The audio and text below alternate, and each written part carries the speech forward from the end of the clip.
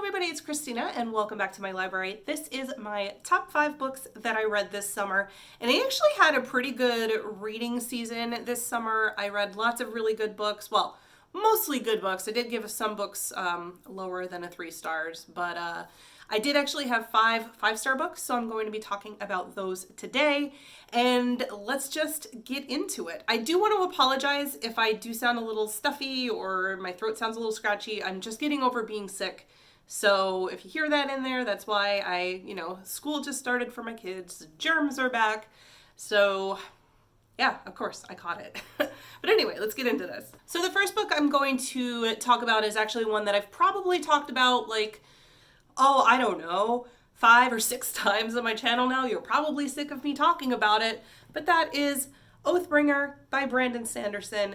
I loved this book. I love this series so much. This is the 3rd book in the Stormlight Archive series, and it was just so good.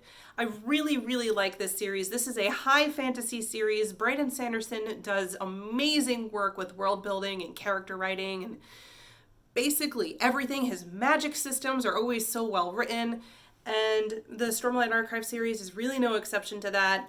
Like I said, this is the 3rd book in the series, so I can't talk too much about it without giving out spoilers, but if you like high fantasy, if you like really in-depth magic systems, if you like super defined world building, I can't recommend Brandon Sanderson enough. I know you're probably sick of me talking about him at this point, but this book got a solid 5 stars from me, and actually so did every other book in this series, and so did every other book in the Mistborn series, although I think maybe I gave the 3rd one 4.5. But anyway, nothing ever gets below that for me from him. He's basically become an auto-buy author for me, and I just love everything that he's come out with so far, and Oathbringer was phenomenal. It was a big book. It definitely took me a while to get through. I think it's like 1,300 pages. So it took me a while to get through, especially since I was reading this alongside other books. But it was so good. Every time I came back to it, it kind of felt like I was going home. I don't know what it is about the way he writes, but every series that I've read from him so far, and I've read Warbreaker, I've read Stormlight Archives, I've read Mistborn, I've read, wasn't there another one? I don't even know. There's so many. I haven't read Elantris yet, but everything that he's written so far, it kind of just feels like you live there. Like every time you go back into the world, it feels like you're familiar with everything, and that's how well written everything is. So yeah, 5 out of 5 stars for Oathbringer and every other book in this series by Brandon Sanderson. The next book that I gave 5 stars to this summer was actually a huge surprise for me, because I did not know how I was going to feel about this one, because it is a contemporary, which I almost never read, and I don't know, it's just, I tend to be more of a high fantasy, high sci-fi fan, and that's what I tend to really like. But I decided to give this book a try. It was at my library, so I was like, you know what, I don't have anything to lose. But I loved it so much that I ended up buying it, and that is With the Fire on High by Elizabeth Acevedo. Just look, first of all, the book is just so beautiful. The cover is gorgeous, and even the book without the dust jacket on it, look at this. Look at how beautiful this is.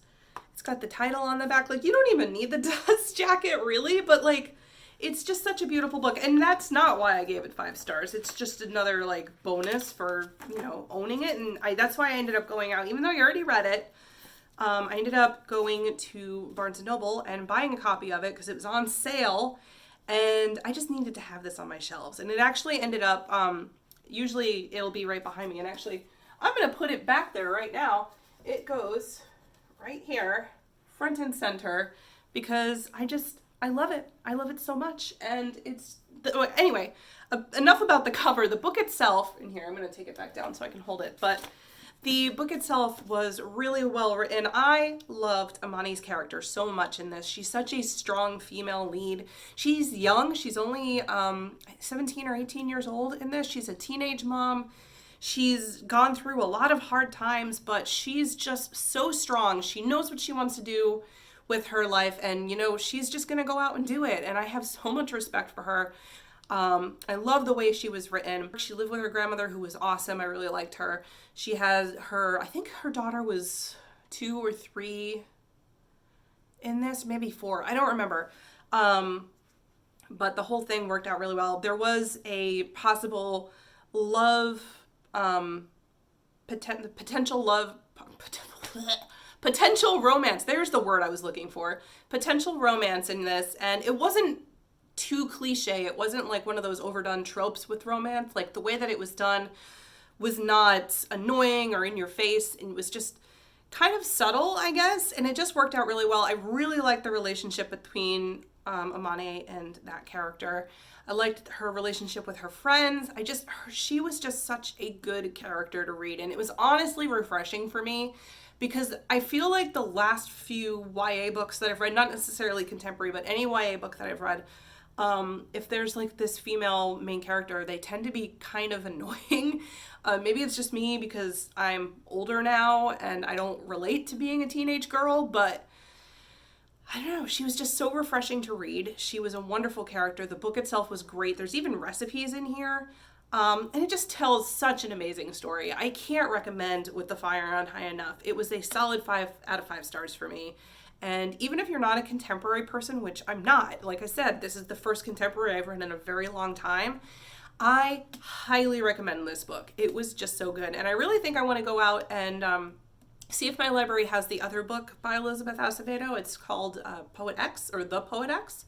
So I think I'm going to go out and give that one a shot too, because I really like the way that Elizabeth Acevedo writes. And I'm going to find more contemporary authors that write like she does, because I think that's kind of what I need in order to enjoy a contemporary. This was just so well done. Like, I know I've said it a million times already, but it's just so good, and you need to go out and read this. Even if you can't buy it, go out and get it at your library. My library had it. I'm sure yours will too. If not, you might be able to get it from a different one in your town or in the city. But anyway, yeah, definitely recommend this, and I'm going to put it back on my shelf now. The next book that I gave 5 out of 5 stars to was actually an audiobook, and that is Holy Sister by Mark Lawrence, and that is the last book in the Book of the Ancestor trilogy. And this series was another one that I know I've talked about probably a ton on my channel at this point, but I feel like Mark Lawrence is another one of those authors for me who I didn't really know much about him prior to like this past year, and now he's one of my auto-buy authors, like without fail. I loved the Book of the Ancestor series so much. It was just, I don't know, I think a big selling point for me is strong female leads, even if they're younger. I just love that kind of aspect of books when the female lead is not, like, hee, oh no, I'm in trouble, that kind of thing. That bothers me. But like when they can handle themselves and they're the ones that are kicking butt and taking names, that's awesome for me. And that's how this book was. This was basically a book of nuns that were like fighters, and they were like they had this school that they were getting trained at, and they had different they had different types of, I don't want to call them houses like Harry Potter, but like there's the Red Sisters that were combat oriented, and the Gray Sisters that were the spies. And I think the Black Sisters were Mystic Sisters, so like magic wielders. And then there were the Holy Sisters that, they were basically the brides of the ancestor. So, they were the ones that were more deeply rooted in religion. But it was just so good. The relationship between all of the girls was really well done. It was one of those where there's a lot of female characters, but there's not a lot of cattiness, which again, big selling point for me, because I hate when like all of the female characters just are catty to each other. It doesn't make any sense to me. I like it when female characters can boost each other up rather than tearing each other down. And that's exactly how this was. Now, there were definitely some antagonists in this that were female, but that's different than like the friendships. Like the friendships themselves, these women and these girls really supported each other. They deeply cared about each other. The story was so well done. The world was great. Like the whole, like what's happening in the world. And I can't really get into too much detail because again, spoilers, but like the world is basically freezing. The star that in this solar system that this planet is on is dying. So like everybody's being shoved into this like one corridor where it's not cold. So it's like the middle, like over by the equator. And there's lots of political issues that revolve around this. And loved every second about this book, and the nuns are basically at the forefront of this story. They're very important politically. Nona, who is the main character, is very important politically, and there's a whole lot of stuff that revolves around her and why she's important and why her friends are important. And I could ramble on about this series forever. I love it. I need to get physical copies, and I'm sorry, my voice is breaking a little bit, but like I said, I'm just getting over being sick. I need to get physical copies of this. I only have them on audiobook right now, but I am going to definitely get physical copies. But that being said, this was a wonderful audiobook series to listen to. The narrator is fantastic. I can't recommend her enough either. So if you don't want to have physical copies of this, which by the way, I think you should because they're really good, the audiobooks are great too. And yeah, I need to go out and get physical copies of these because I do want to reread them as physical books to see like anything that I may have missed when I was listening to it as audiobook, but it was just so good.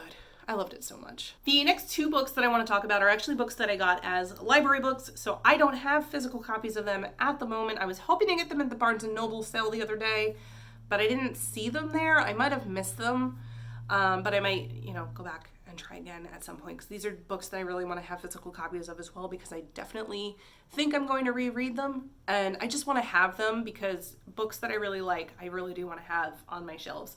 And the first one is Station 11 by Emily St. John Mandel, and this is a post-apocalyptic book that centers around this group of traveling performers. So there's like musicians and actors, and they reenact Shakespeare in this post-apocalyptic world, which sounds kind of weird, but like it works so well with this book setting. The characters are just incredible. They treated the way that they interact with each other is great. I think something that I really liked about this book was that it reminded me a lot of the Fallout series, the Fallout video game series, because you're basically traveling around with these people and you're meeting everybody else, seeing how they're coping with this post-apocalyptic world. Because I think it's like 30 years since the apocalypse happened. So it hasn't been a ton of time, but there has been some time. Not 30. Is it 30? I think it was 20. But anyway, you get to see like how everybody is coping with it. You meet all sorts of different people in all different walks of life. There's this, one guy that's like trying to form a cult, and that's not a spoiler because it is on the inside of the book, the blurb thing on the inside, and there's like people that are basically hiding away and not really trying to get involved with anything, and then there's this band of people that are trying to just bring joy to everybody that are, that's still alive but stuck in this post-apocalyptic world. And it's just so well done. And I really liked the whole like Shakespeare aspect of this, how like they were reenacting Shakespeare in this world that's basically got nothing. There's no electricity anymore. And it was just, I don't know. I feel like, and I have read The Stand. A lot of people recommended that I read The Stand, which is another post-apocalyptic book by Stephen King. And I didn't love it. Like I gave it like 3.5 out of 5 stars. I didn't hate it, but I feel like Station 11 does a better job of portraying that post-apocalyptic setting than The Stand does. The Stand kind of had more of like a shock factor type thing going along with it and like a more horror factor. I mean, it's Stephen King, so of course, but I liked the way that Station 11 presented it more so than The Stand did. And the story itself was just incredible. I loved seeing how these people are coping with living in this type of a setting, and it was just so good. And finally, the last book that I want to talk about is the other library book that I picked up, and again, need to get a copy of this because it was just brilliant, and that is The Seven Husbands of Evelyn Hugo by Taylor Jenkins Reid. This was I want to say it's kind of like a romance / historical fiction / maybe contemporary, because part of it takes place in the past, part of it takes place in like the present. And basically it's a person that is writing the biography of a woman named Evelyn Hugo. And she is basically like one of those old school Hollywood starlets like Marilyn Monroe, Elizabeth Taylor, and she's had 7 husbands. And so her whole story is basically coming out because she's always been a very private person. Nobody really knows a lot about her. And she's basically telling her whole story to this biographer and talking about each of her 7 husbands. And this book made me cry 4 times. I don't normally cry when I read books. This book made me cry, like actually cry 4 times. And it was just, oh, it was so good. And there's like this whole, like, there's another whole plot to this book that I can't talk about at all because big spoilers, but it's not just about the 7 husbands of Evelyn Hugo. There is something else along with it. And once it like ties everything together, it's just magical how this book just plays out. And I loved every second of it. Again, can't recommend it enough. I need to read Daisy Jones and the Six, which is also by I cannot talk. Taylor Jenkins Reid, which I hear is also really good, and kind of along the same lines. You could biographer is interviewing a band, but The 7 Husbands of Evelyn Hugo was just phenomenal. Probably one of my favorite books of the year. I haven't actually sat down to like rank the books, but I would say that it's probably a toss-up between The 7 Husbands of Evelyn Hugo and With the Fire on High to be my top book of the year, which is surprising because neither of them are fantasy. But I honestly think that I loved those the most. And it's funny because I actually read both of those back to back in August.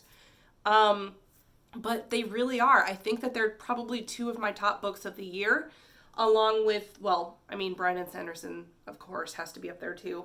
I need to do that at some point. And I think towards the end of the year, I am going to sit down and rank the books from like, I don't know if I want to rank every single one. That's a lot of books, but like maybe my top 10 or something like that. I'll do that at the end of the year.